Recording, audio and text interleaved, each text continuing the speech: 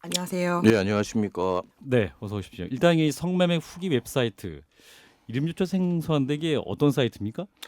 예, 이전에는 성매매 업체를 광고하는 홍보하는 사이트였죠. 그러니까 주로 성매매 업체만 홍보를 하는 사이트였는데 이제 이 기능에다가 후기를 작성하고 후기 외에도 이제 다른 기능, 창업이나 성매매업소 창업이나 법률 컨설팅 아니면 대포폰, 대포통장 아니면 성매매업소에 관련된 구인구직 등 즉 지금은 이제 후기를 넘기면서 다른 포탈, 성매매 포탈 사이트라고 불리는 사이트인데 예.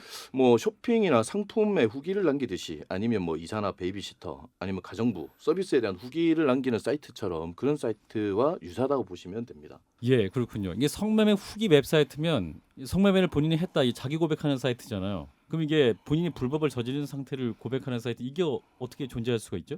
아, 이게 이제 디지털 범죄의 특성인데 실제로 자기가 갔다 와서 후기를 올리는 사람이 있을 수도 있고 네. 그리고 아니면 어차피 사이버 디지털이니까 익명성을 보장을 받으니까 이제 성매매업소 실장들이 자기가 갔다 온 것처럼 하면서 홍보용 글을 올리기도 합니다. 예. 아니면 이제 여기 디지털 성범죄처럼 헤비 업로드들이 있습니다. 전문적으로 후기 게시글을 업로드해 주는 분들이 있죠. 그분들이 글들을 작성해서 업체를 간접적으로 홍보하는 방식으로 작성을 하고 있습니다. 예, 그런 방식으로 홍보가 되기 때문에 뭐 관련 당국에서 규제가 어려운 것이다. 어허.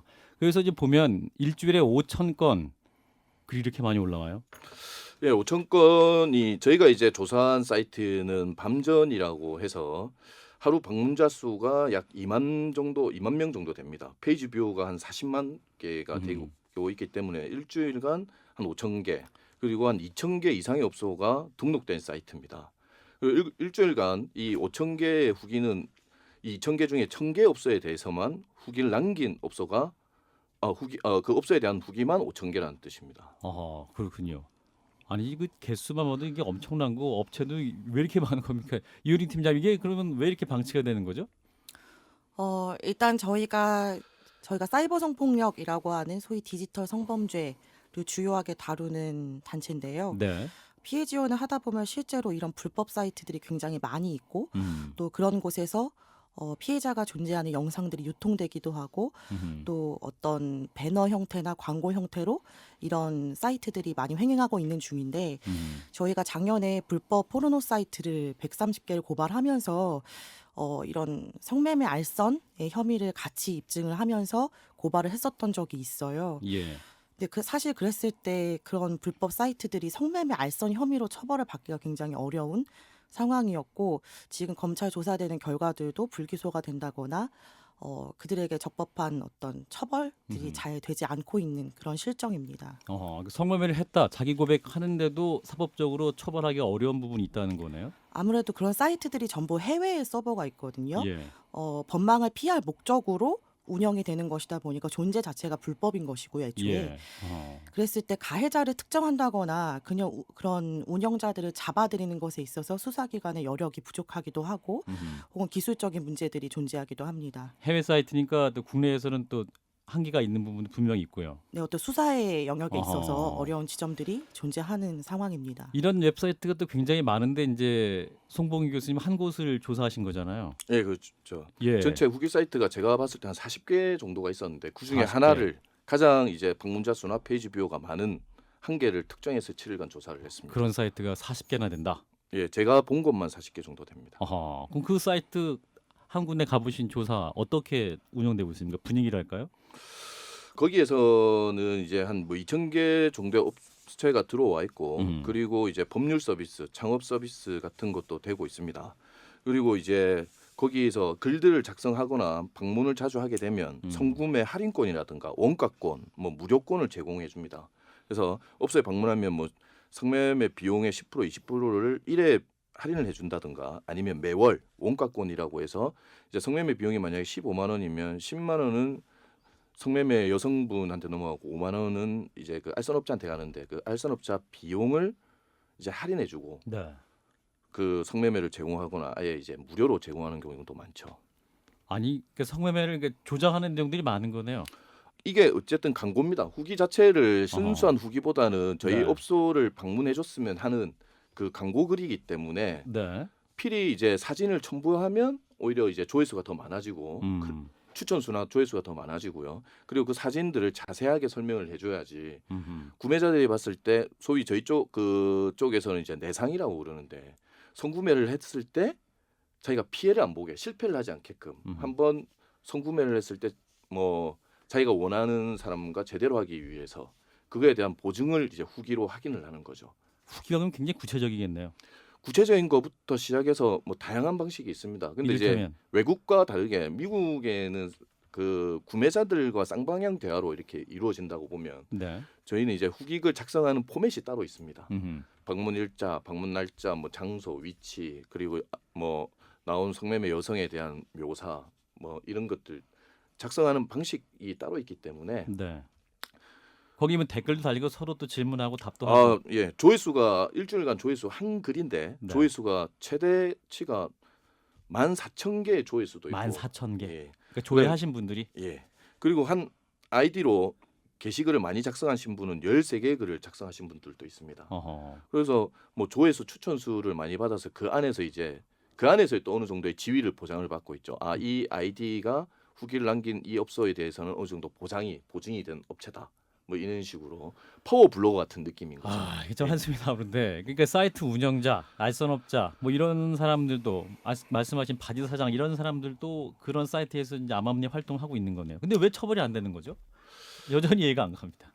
일단 아까 여기서 얘기했다시피 이 사이트의 서버가 외국에 있고 외국에 있다는 거 예, 그거 그리고, 하나로. 예. 어허. 그리고 실제로 이게 글이 후기에 뭐 사실 여부도 중요하겠죠. 실제로 갔다 와서 올린 건지 허위로 자기가 올린 건지에 대한 것도 있고 그리고 이제 이렇게 글들이 많이 오는 이유가 실제로 이제 저희가 이제 성매매가 음성화가 되면서 성매매 단속이 강화가 되고 성매매가 음성화 되니까 성매매 업소가 어디에 있는지 모릅니다. 대표적인 케이스가 이제 오피스텔 성매매죠. 예. 오피라고 저희 부르는데 네. 뭐 그 범죄자들을 만나보면 강남의 오피스텔 중에 성매매가 발생하지 않는 오피스텔은 없다라고 얘기하더라고요. 그럼 실제로 오피스텔 성매매가 어마어마하게 많다라는 거죠. 예. 그러면 이제 거기에 그 실장들의 숫자만 생각해도 한 업소당 한 명이라고 생각하면 그 실장들이 매일매일 거기에 올라가서 글을 남겨야지 자기 업소에 사람이 찾아올 수 있는 구조니까 그렇게 해서 뭐 후기 작성글이라든가 조회수가 많아지겠죠. 예, 말씀하신 대로 한 군데 사이트를 보셨지만 이런 게 한 40군데가 된다. 그러니까 이게 해외에서 그런 일을 두고 있기 때문에 처벌이 어려운 상황. 이걸 또 규모 이용하고 있다라는 건데 한국사이버폭력대응센터에서는 이런 부분을 아시고 이제 사법당국에도 고발도 하신 거잖아요. 네, 그렇죠. 맞습니다. 네, 경찰이나 어떤 뭐 그 관련 당국에서는 뭐라고 말을 하고 있습니까? 이런 규제 문제에 대해서 건의를 하셨을 텐데. 사실 어떤 수사에 한계가 있다라고 하는 지점에 있어서 저희가 수사기관이 아니다 보니까 네. 어떤 영향력을 미치기가 상당히 어렵거든요. 그리고 늘상 경찰은 어떤 여력의 부족함을 호소하고 있고 또 가해자 특정이 불가능한 현실적인 한계들을 늘어놓을 때 저희 같은 어떤 NGO가 그렇다면 그런 가해자들을 직접 우리가 특정해서 수사할 수 있게끔 제공을 해야 하는 것인지 의문이 많이 들기는 하거든요. 미국에 저희와 같이 이런 사이버 성폭력 관련된 의제로 활동하는 단체가 존재하는데요. 예. CCRI라고 하는 그런 단체가 존재하고 거기에서 지금 미국의 연방법에선 이런 피해 촬영물 유통하는 것 자체가 불법이 아니다 보니까 이런 혐의로 국제 어떤 국가적 공조 수사가 이루어지지 못하는 현실적 한계에 부딪히고 있거든요. 네.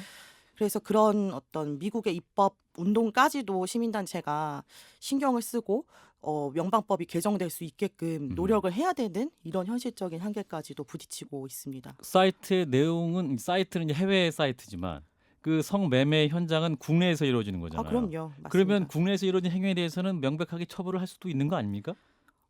사실 저는 당연히 할 수 있고 그것이 상식적인 거잖아요. 네. 근데 그것을 하지 않는 이유는 지금 교수님 말씀하신 것처럼 그 수가 우리가 상상하는 것 이상으로 훨씬 더 많고 그것을 실제로 조사하고 조사하려는 어떤 여력에 투입된다거나 의지가 있어야 되는데 예. 그것을 사실상 기피하고 있고 외면하고 있는 것이 아닌가라는 의문이 들 정도라고 저도 생각하고 있습니다. 그리고 이게 저는 법학자가 아니고 범죄학자라서 이제 성매매를 처벌을 하려면 실제로 성매매가 발생이 돼야 됩니다. 성행위가 입증이 돼야 되는 거죠.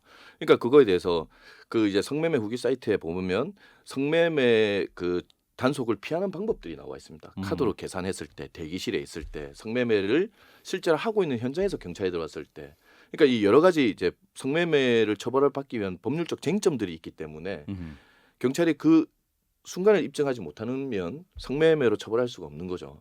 예를 들면 이제 어떤 성매매를 했다 후기까지 남기고 그 여성에 대해서 묘사를 해도 그렇죠. 그게 실제로 성매매 그거 이제 다른 법으로 처벌을 할 수 있어도 성매매는 아닌 거죠. 그러니까 이제 아동 청소년을 고용해서 성매매를 했다. 알선책이 있고 조직범죄다. 뭐 이런 경우는 처벌이 가능하겠지만 일반인들 성인들의 성매매는 제가 알기로는 성매매 현장에 대해서 구체적인 그 증거가 있어야 되니까 처벌하기가 쉽지 않죠. 입증을 실제로. 해야 된다. 네. 예, 그렇군요. 게다가 이 후기 웹사이트를 보면 이유린 팀장님 성매매 몰카라든지 어떤 디지털 성범죄 온상이다 이런 지적도 있고 실제로 많은 사례를 접하고 계시죠. 어떻습니까? 실제로? 맞습니다. 저희가 실제 동의 없이 본인의 성적인 장면이 촬영되거나 혹은 유포된 그런 피해 경험자들을 지원하고 있는데요. 예. 성매매 피해 여성들 중에서도 이런 불법 촬영 피해가 굉장히 많이 발생하고 있고 뿐만 아니라 이런 성매매 여성들을 대상으로 불법 촬영을 한 뒤에 그 촬영물들을 판매하는 것까지도 많이 발생하고 있거든요. 판매를 해요. 예, 그렇습니다. 뭐 이를테면 뭐 비트코인이라던가 문화상품권 같은 그런 수익을 창출하기 위해 의도적으로 수익을 창출할 목적으로 성매매를 하고 그것을 불법 촬영해서 콘텐츠화를 하고 있다고 말씀드릴 수 있고요. 이런 피해가 왔을 때 지원하기 어려운 지점이 사실 이게 성폭력 처벌법으로 처벌될 수 있는 그런 범죄 피해임에도 불구하고 이 여성이 또 성매매 피해 여성이다 보니까 고발을 하기가 고소를 하기가 너무 어려운 거예요. 본인이 처벌받을 수 있는 위험이 있다 보니까요. 그래서 점점 더 음지화될 수밖에 없고 자신의 피해를 알면서도 외면할 수밖에 없는 덮어놓을 수밖에 없는 그런 안타까운 현실들이 많이 존재하고 있습니다. 1차적인 불법적인 일이 일어나고 또 2차적인 피해까지 계속해서 발생하고 그쵸, 네, 악순환이 되는 거네요. 네, 그리고 아까 교수님이 말씀하셨던 그런 성매매 후기 사이트에 이런 불법 촬영물들이 굉장히 자주 사용되거든요. 소위 어떤 움짤이라고 하는 GIF 사진으로 일일이 편집해서 아주 정성스럽게 묘사를 하고 있고요. 이 여성의 어떤 서비스는 어땠는지, 만족도는 어땠는지 이런 것들까지도 전부 다 평가되고 있습니다. 그 피해자 중에 또 청소년도 굉장히 많다고 하는데 실제로 어떤 사례를 접하셨나요? 말씀해 주신다면. 요즘에 이제 소위 그루밍 범죄라고 하는 것이 온라인에서도 많이 발생하고 있거든요. 온라인 그루밍이라고 하는 것의 주요한 플랫폼이 또 채팅 사이트이기도 해요. 채팅 어플이라던가. 네. 그런 데에서 아동 청소년을 성인이 유인한 다음에 뭐 불법 촬영물을 한다거나 불법 촬영을 한다거나 성매매를 한다거나 뭐 혹은 그런 착취한 자기 성적 촬영물들을 유포하겠다고 협박하면서 성매매를 한다거나 뭐 강간 등의 그런 피해들까지도 발생되고 있습니다. 예, 그런 게 또 오히려 해외 사이트이기 때문에 이걸 또 삭제 요구하기도 굉장히 어려운 상황이고. 그렇죠. 유포가 발생했을 때 삭제하기가 상당히 어려운 지점들이 있고요. 사실 삭제라고 하는 것 자체의 어떤 권한은 사이트의 운영자에게밖에 없습니다. 네. NGO뿐만이 아니라 뭐 어떤 정부기관들도 삭제할 수 있는 권한이 없잖아요. 그럼 운영자에게 그걸 삭제해달라고 요청하는 방식일 수밖에 없을 거고 애초에 그것을 삭제하고 싶지 않은 운영자들은 그 요청들을 무시하면서 오히려 방치하기도 하고. 그렇죠. 네. 의도적으로 그럴 수밖에 없습니다. 네, 그래서 거대한 카르텔이 있다 뭐 이런 지적도 지금 나오고 있는데 일각에서 또 경찰도 결탁돼 있는 사례도 있었다고 하는데 실제로 교수님 어떻습니까? 이미 언론 보도에서 실제로 이제 뭐 경찰이 성매매 업소를 운영하거나 뭐 단속 정보를 제공한 사례들이 많이 보도가 되고 있습니다. 실제로. 단속 정보를 제공했다. 예. 그리고 실제로 이제 운영에 아니면 투자로 참여를 했다라는 보도가 투자를 해요? 이제 성매매 업소에 투자한 경우도 언론 보도에 가끔 아하. 나타나고 있습니다. 예, 그러니까 법망을 피하고 오히려 또 그걸 협조하는 경찰도 있었다. 그래서 이제 그 성매매 단속 수사가 어려운 중에 하나가 이게 이제 불법 결탁이 될 수 있으니까 그래서 자꾸 이 경찰관들을 한 곳에 오래 있게 하지 않고 예. 2년에 한 번씩 이제 위치를 바꾸게 되는 거죠. 왜 그러냐면 그쪽에 계속 오래 있게 되면 아무래도 이제 그 주변의 업주들과 알게 되고 결탁이 발생할 수도 있으니까 오래 근무하면 그 범죄에 묻게 됩니까? 아무래도 이제 노출은 뭐 교육도 마찬가지지만 노출의 빈도가 많아지면 하하. 네 그렇게 될 수도 있죠. 예. 실제로 또 이게 후기 사이트라고 또 명백하게 거론되는 게 아니라 애인 대행 서비스 혹은 채팅 앱 이런 걸 통해서도 확대된다잖아요. 그럼 이걸 어떻게 또 막을 수 있는 방법은 없는 거 아닙니까?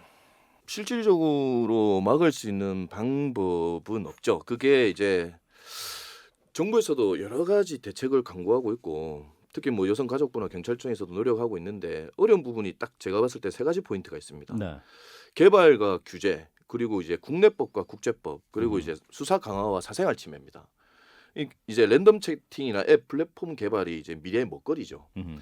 근데 그 부분에서 일부분 이제 부정적인 요소들이 발생한다고 해서 그걸 규제할 수 있는 방안도 힘들고 두 번째로 이제 이 아까 대부분의 불법 이 사이트가 해외 서버를 두고 그리고 이제 구글이나 MS 다국적 기업에서 이제 그 안에서 검색이 되는 체제이기 때문에 국내법으로 할 수 없는 네. 문제가 발생하죠. 그다음에 이제 결국 성매매나 성범죄가 결국 개인 간의 대화로 이루어지기 때문에 아무리 수사를 강화하려고 해도 결국 개인과 개인의 대화를 봐야 되고 그 대화가 기록이 된다면 사생활 침해가 발생할 수 있죠. 이런 부분 때문에 지금 굉장히 어려운 한계를 느끼고 있습니다. 많은 부분이 어려운 부분이 있네요. 예. 실제로. 예. 이효린 팀장님 실제로 그러면 어떤 부분에서 좀 보완이 필요하다. 실무적인 차원에서 많이 접근을 하셨을 텐데. 맞습니다. 아무래도 제가 피해 지원을 하고 있는 단체이다 보니까 지원에서의 한계에 부딪히면 이 피해를 당한 사람들의 입장에서 생각을 하게 되거든요. 네. 분명히 피해는 발생했음에도 불구하고 처벌할 수 있는 사람이 존재하지 않는다는 것이 수많은 피해자들에게 절망과 좌절을 심어주게 되거든요. 신고할 수 있는 의지도 꺾이게 되고 또 어떤 수사기관이나 정부를 믿지 못하는 그래서 안전하게 피해를 회복하지 못하게 되는 경우들이 많이 있습니다. 그래서 피해가 발생했음에도 불구하고 그것을 막아내지 못한다면 그리고 저희는 이런 사이버 성폭력들은 사실상 유통 근절로서 막을 수 있다고 생각해요. 개인 간의 범죄들은 막을 수 없잖아요. 이런 정부라던가 어떤 수사 당국들이. 하지만 유통하는 이 플랫폼 자체가 완벽히 규제된다면 이것을 보는 사람도 없을 것이고 올리는 사람도 없을 것이고 추천하거나 다운받거나 등등의 이런 피해가 근절될 수 있다고 생각하거든요. 그래서 이런 플랫폼 규제에 대한 문제를 계속적으로 제기를 하고 있습니다. 네. 플랫폼이 또 해외에 있는 서버가 있는 경우도 많기 때문에 네네. 실제로 그럼 수사 요청을 하면 그런 서버들은 뭐라고 답변을 합니까? 근데 미국 같은 경우도 연방마다 주마다 맞아요. 또 법이 다 틀리고 아하. 그 나라 법이 다 다르기 때문에 그리고 저 추가적으로 얘기하면 이 디지털 성범죄잖아요. 그렇습니다. 일반 성범죄가 아니라 디지털 성범죄가 정말 무서운 이유는 범죄학자에서 보면 성범죄는 개인과 개인 사이에서 지워질 수가 있는 문제라고 봅니다. 어떻게 보면. 근데 디지털 성범죄는 한번 생성이 되면 그 자료가 뭐 불법 촬영물이든 자기 동영상이든 한번 촬영이 되면 삭제를 어디까지 한지를 알 수가 없습니다. 그 규모가 어디까지 확산이 됐는지 그걸 다 삭제했다는 보장을 해줄 수가 없는 거죠. 그래서 한번 디지털 성범죄에 연관이 되면 그 피해자의 고통은 일반 성범죄보다 더 고통스러울 수 있고 확산의 규모도 피해 규모도 뭐 파급이 더 크다라고 생각하면 되죠. 네, 이러한 이제 법망을 피해가는 교만 수법들에 대해서 이제 정부나 또 사법 당국에서 굉장히 관심을 더 가져야 될 것 같고 우리 이효린 팀장님 말씀하신 대로 어떤 근본적인 인식의 개선도 필요한 작업이기도 하죠. 또 최근에는 이름 없는 추모제라는 걸 여셨다고 하는데 그건 뭐였습니까? 네, 저희가 1월 30일에 광화문에서 이름 없는 추모제라고 하는 말 그대로 추모제 행사를 기획을 해서 주관했었는데요. 사이버 성폭력 피해를 경험한 즉 불법 촬영과 비동 유포 피해를 경험한 수많은 피해자들이 자살한다라는 식의 말을 이 사회가 많이 하고 있는데 사실 그들이 왜 죽었는지를 말할 수가 없잖아요. 이런 자신의 촬영물이 유포되어서 죽었다라는 말을 할 수가 없고 그 말을 만약에 하게 된다면 그 촬영물은 교수님 말씀대로 계속 영원불멸하니까 언제든 다시 소환돼서 또 다른 가해가 발생할 수밖에 없기 때문인데요.